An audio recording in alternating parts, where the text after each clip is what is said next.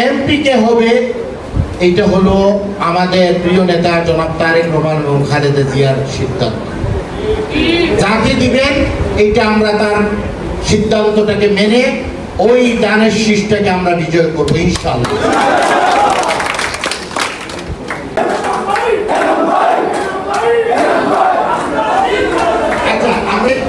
রাত 2টার সময় দিদির গাড়ি এসে আমার বাসা ঘেরাও করে আমার বাসায় আক্রমণ করা হয়, আমাদেরকে তুলে নিয়ে যাওয়া হয়, আমাদের সিনিয়র নেতাদেরকে ফরেন কমিটি মেম্বাররা যারা আছে তাদেরকে গুলি করে হত্যার চেষ্টা করা হয়, তাদের গাড়ি জ্বালানো হয়।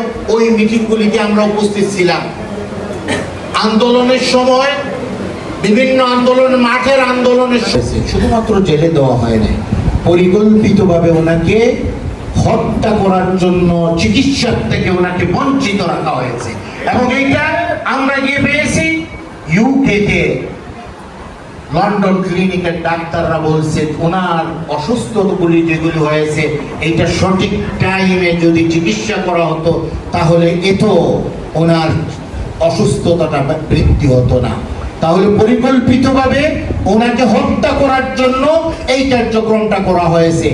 আমাদের আজকে যারা এই জায়গায় আমরা বিভিন্ন কারণে আমরা নির্যাতিত, গুম হয়েছি, হত্যা হয়েছে, আমাদের বাড়িঘর লুটপাট করা হয়েছে, দখল করা হয়েছে, কোনো শব্দ খারাপ শব্দগুলি যেগুলি আছে সবগুলি আওয়ামী লীগ সরকার করেছে। যেহেতু আমরা সবাই দানের শীষের সৈনিকরা, আমরা যেহেতু তারেক রহমান, বেগম খালেদা জিয়া, জিয়াউর রহমানের আদর্শ নিয়ে কার্যক্রম করতেছি, আমরা তাদের মুখ উজ্জ্বল, তাদের আদর্শগুলি উজ্জ্বল করে রাখা লাগবে। আমরা এটা হলো আমাদের কর্তব্য এবং দায়িত্ব। আহ্বানটা হলো এটাই হলো আমাদের আহ্বান আপনাদের সামনে। আগামীতে আপনাদের খাদিম হিসাবে আমি আপনাদের পাশে থাকতে চাই।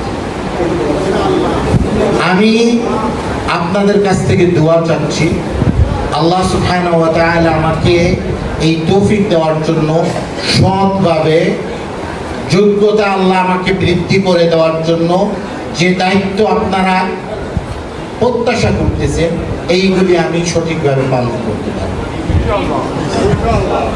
আমি বিশ্বাস করি আপনারা যদি আমাকে সমর্থন করেন, আমি বিশ্বাস করি এই এলাকায় আমি কাজ করব। এমপি কে হবে এটা হলো আমাদের প্রিয় নেতা জনাব তারেক রহমান এবং খালেদা জিয়ার সিদ্ধান্ত। যাকে দিবেন এইটা আমরা তার